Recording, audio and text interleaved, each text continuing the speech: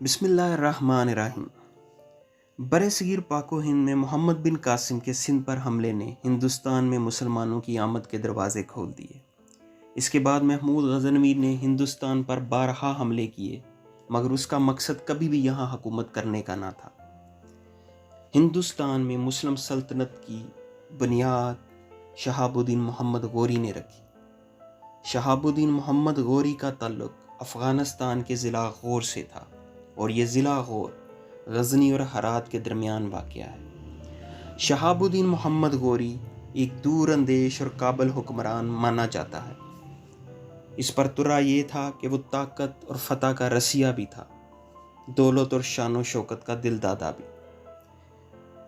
اپنے اس زمانے میں مشرق وسطیٰ میں ہونے والی سیاسی صورتحال کو دیکھتے ہوئے جہاں مسلمان حکمران آپس میں دست و گریباں تھے، اسے اپنی طاقت بڑھانے کے لیے ہندوستان کی طرف اپنی توجہ مرکوز کرنا پڑی۔ اس مقصد کے لیے محمد غوری نے 1175 عیسوی میں ملتان پر حملہ کر کے اس پر قبضہ کر لیا۔ اس کے بعد اس نے بالائی سندھ میں اچ کے علاقے پر بھی اپنا تسلط قائم کر لیا۔ اب محمد غوری ہندوستان میں مزید پیش قدمی کے لیے گجرات کی طرف روانہ ہوا۔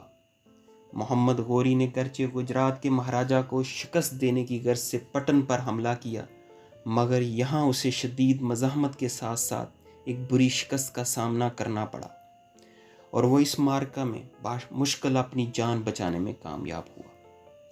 اس شکست سے اسے یہ احساس ہو گیا کہ ہندوستان پر قبضہ پنجاب کو فتح کیے بغیر ممکن نہیں۔ پنجاب پر قبضہ ہندوستان پر قبضہ کی کنجی۔ اس لیے 1179 عیسوی نے اس نے پشاور پر قبضہ کیا، اور 1181 عیسوی میں خسرو ملک جو پنجاب کا حکمران تھا کے خلاف مہم جوئی کا آغاز کر دیا۔ خسرو ملک نے لڑنے کی بجائے محمد غوری کو قیمتی تحائف دیے اور اپنا بیٹا قیدی کے طور پر پیش کر دیا، مگر یہ سب کچھ محمد غوری کے ارادوں کو متزلزل نہ کر سکا، اور محمد غوری نے 1185 عیسوی اور 1186 عیسوی میں پنجاب پر دھاوا بول دیا۔ کہا جاتا ہے 1186 عیسوی کا حملہ اس نے جموں کے راجا چکرا دیو کے کہنے پر کیا، کیونکہ چکرا دیو کے خسرو ملک سے اچھے تعلقات نہ تھے۔ بہرحال جنگ و جدل کے باوجود محمد غوری خسرو ملک کو میدان میں شکست نہ دے سکا، تو اس نے خسرو ملک کو ملنے کی دعوت دے کر بلایا اور کہا کہ اس کے بیٹے کو رہائی دے دی جائے گی۔ یہ محمد غوری کی ایک چال تھی۔ جب خسرو ملک اپنے بیٹے کو ملنے آیا تو محمد غوری نے اسے گرفتار کر لیا اور بعد ازاں اسے موت کے گھاٹ اتار دیا۔ پنجاب کا حکمران بننے کے بعد محمد غوری کا اگلا ہدف دہلی تھا، اور پرتھوی راج چوہان ایک راجپوت مہاراجا دہلی اور اجمیر کا حکمران تھا۔ اس نے محمد غوری کی بڑھتی ہوئی طاقت کو روکنے کے لیے دوسرے راجپوت راجاؤں سے مدد طلب کی، اور محمد غوری کے خلاف ایک بڑی فوج تیار کرنے میں کامیاب ہو گیا۔ فرشتہ جو کہ ایک بہت بڑے مورخ ہیں، ان کے مطابق پرتھوی راج چوہان کی فوج کے پاس 2 لاکھ گھوڑے اور 3000 ہاتھی تھے۔ یہاں یہ بات قابل ذکر ہے کہ تمام راجپوت شہزادوں نے پرتھوی راج چوہان کا ساتھ دیا، سوائے راجا کناج جے چندر راٹھور کے، اور پرتھوی راج چوہان نے اسے بے عزت کرنے کی غرض سے زبردستی اس کی بیٹی کو اٹھا لیا۔ بہرحال 1191 عیسوی میں پرتھوی راج اور محمد غوری کی افواج آپس میں نارائن کے مقام پر ٹکرائیں۔ محمد غوری نے دائیں بائیں اور درمیان سے حملے کی حکمت عملی سے جنگ لڑی، اور خود اپنی فوج کے درمیان میں رہ کر لڑتا رہا۔ محمد غوری نے پرتھوی راج کے بھائی گووند رائے پر تلوار سے اس کے منہ پر حملہ کیا، جس سے اس کے دانت ٹوٹ گئے۔ گووند رائے نے جوابی حملے میں محمد غوری کے بازو کو شدید زخم پہنچائے، جس سے خون رسنے سے اس کی قوت ختم ہونے لگی اور وہ بمشکل گھوڑے سے گرنے سے بچا۔ اسی اثناء میں ایک خلجی فوجی نے محمد غوری کی مدد کی اور اسے میدان جنگ سے بحفاظت لے کر نکلنے میں کامیاب ہو گیا۔ اس کے بعد غوری افواج بری طرح بکھر کر بھاگنے پر مجبور ہو گئی۔ کہا جاتا ہے کہ راجپوت افواج نے 40 میل تک غوری افواج کا تعاقب کیا۔ اس شکست کے بعد محمد غوری واپس غزنی چلا گیا اور اس نے ان تمام فوجیوں اور ان کے سرداروں کو سزائیں دی جو میدان جنگ چھوڑ کر بھاگ گئے تھے۔ یہ کہا جاتا ہے اس شکست کے بعد محمد غوری چین کی نیند نہ سو سکا اور اس کے چہرے پر غم اور بے چینی عیاں رہتی۔ اس شکست کا بدلہ لینے کے لیے محمد غوری نے 1192 عیسوی میں 1,20,000 کی فوج تیار کی اور پھر دوبارہ نارائن کے علاقے میں خیمہ زن ہو گیا۔ اس کی اس فوج میں 12,000 گھڑ سواروں کا ایک دستہ بھی شامل تھا جس نے جنگ میں ایک کلیدی کردار ادا کیا تھا۔ نارائن کی یہ دوسری جنگ بڑی خون ریز تھی۔ یہ جنگ صبح سے لے کر غروب آفتاب تک جاری رہی۔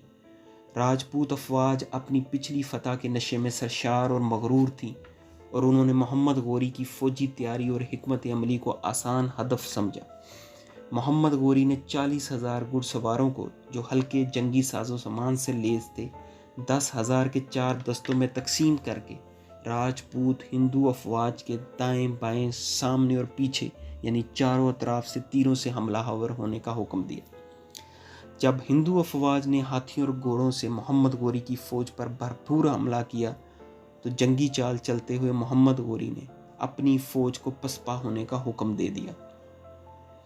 راجپوت افواج اس چال میں آ گئیں اور یہ سمجھنے لگیں کہ غوری افواج ایک مرتبہ پھر میدان جنگ چھوڑ کر بھاگ گئی ہیں، مگر محمد غوری نے اپنے منصوبے کے تحت اپنی فوج کو دوبارہ منظم کرتے ہوئے راجپوت افواج پر دھاوا بول دیا اور خود ذرا بند اور ہیلمٹ پہن کر 12,000 گھڑ سواروں کے دستے کے ہمراہ ہندو افواج پر پڑا۔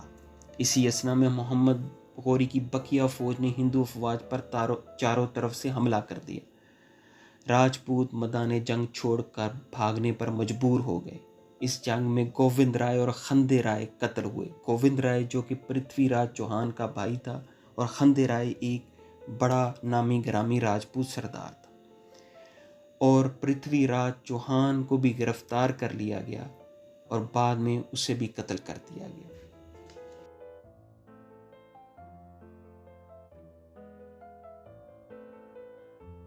نارائن کی اس دوسری جنگ میں ہندو راجپوتوں کی شکست کا اثر ہندوستان کے طول و عرض میں بڑی شدت سے ہوا، کیونکہ اس میں ہندو راجاؤں کی ایک کثیر تعداد نے مل کر حصہ لیا تھا، مگر پھر بھی انہیں ہزیمت اٹھانا پڑی۔